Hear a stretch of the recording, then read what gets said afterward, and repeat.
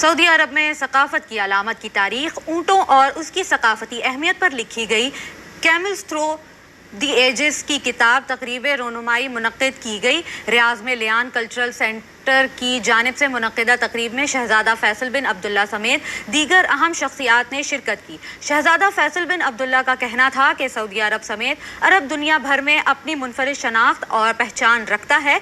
ऊँट हज़ारों साल से अरब तारीख और वर्से का आइनेदार रहा है। तकरीब में शरीक दीगर अफराद ने जहां तस्वीरी नुमाइश को सराहा है।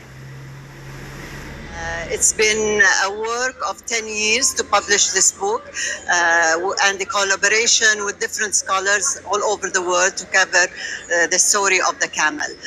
The exhibition also has lots of artifacts. We welcome your brothers from Pakistan.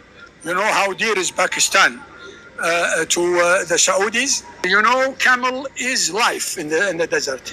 There is two creatures in the desert. Without them, we would not be today in the desert. We would have gone north or west or east to the rivers and to the forest. And these two creatures is the date trees and the camel.